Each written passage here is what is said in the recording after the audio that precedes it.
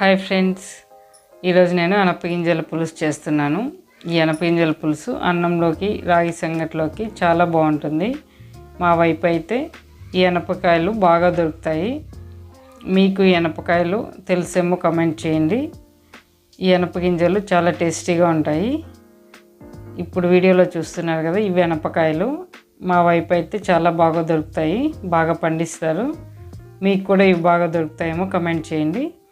ఇప్పుడు ఈ కాయల నుంచి గింజలు పోల్చుకున్న తర్వాత ఒకసారి కడిగేసి కుక్కర్లో వేసుకొని ఇందులో 1 గ్లాస్ నీరు పోసుకొని ఇందులోనే రుచికి తగినంత ఉప్పు వేసుకున్న తర్వాత 3 విజిల్స్ వచ్చేంత వరకు ఉడికించుకోవాలి.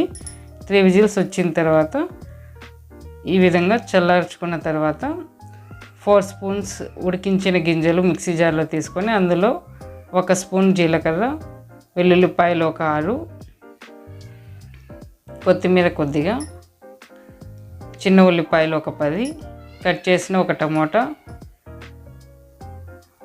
వీటిని ఒకసారి గ్రైండ్ చేసుకున్న తర్వాత ఇందులోనే సాంబార్ పౌడర్ 2 స్పూన్లు, పసుపు 1/2 స్పూన్, చింతపులుసు 2 స్పూన్లు వేసుకొని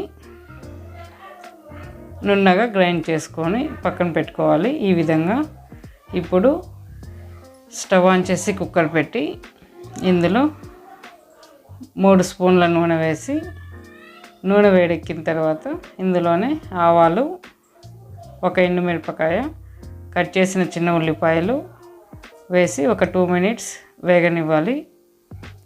2 మినిట్స్ తర్వాత కరివేపాకు కొద్దిగా, మనం ఆల్రెడీ గ్రైండ్ చేసి పెట్టుకున్న ఈ అనపగింజల మిశ్రమాన్ని కూడా ఇందులో వేసుకొని 1 గ్లాస్ నీరు పోసుకొని ఉడికించి పెట్టుకున్న అనపగింజల్ని, ఆ నీటిని కూడా ఇందులో వేసేసి రుచికి తగినంత ఉప్పు వేసి బాగా కలుపుకొని ఉప్పు సరిపోయిందా లేదా చెక్ చేసుకొని కుక్కర్ మూత పెట్టి ఒక 2 విజిల్స్ వచ్చేంత వరకు ఉడికించుకుంటే సరిపోతుంది. 2 విజిల్స్ వచ్చి స్టీమ్ వచ్చేంత వరకు అలాగే పెట్టాలి. స్టీమ్ పోయిన తర్వాత కుక్కర్ మూత తీసి చూస్తే మనకెంతో రుచికరమైన అనపగింజల పులుసు రెడీ అయిపోయింది. చూస్తున్నారు కదా, చాలా బాగుంది. అన్నంలోకి తింటున్నాను. ఇది సంగట్లోకి కూడా చాలా బాగుంటుంది. ఓకే ఫ్రెండ్స్, ఈ వీడియో నచ్చితే లైక్ చేయండి, షేర్ చేయండి, సబ్స్క్రైబ్